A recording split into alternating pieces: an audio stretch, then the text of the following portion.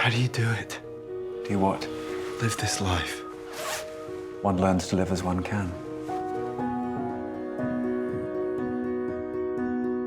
Robbie Rogers, who's another producer on the movie, gave me this book to read, and I just was captivated. I kind of feel like the book found me at a time that I was very much struggling with my own sexuality and deciding if I was going to come out and what kind of changes I was going to make in my life to make that possible. What I wanted to convey about the three people in that relationship was how difficult it was for all of them.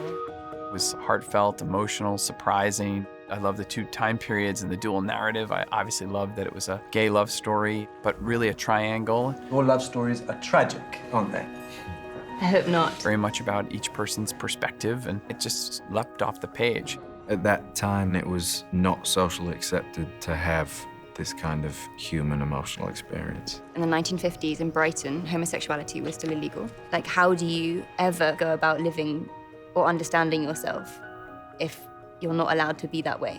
As a gay man myself, I was really moved by this story.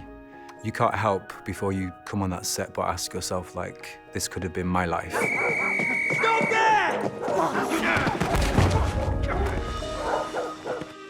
There was something so beautiful and simple and timely and yet timeless about the book. And so we set about trying to adapt it into a film. And sort of at the top of our writer's list was Ron Nicewater. People send you books sometimes and you think, well, there's an idea in here that I could wrestle with and we could get something out of it. I said, this book, let's just not screw it up.